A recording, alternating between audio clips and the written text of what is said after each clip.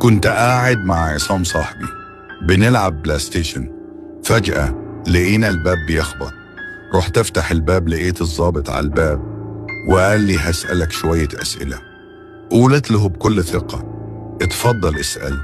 قال لي تعرف مين ده؟ أنا كنت عارفه كويس. أيوة ده لاري.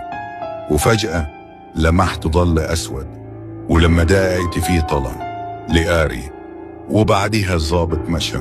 قفلت الباب ورجعت بس لقيت عصام بيقولي في صوت صريخ طالع من أوضة النوم.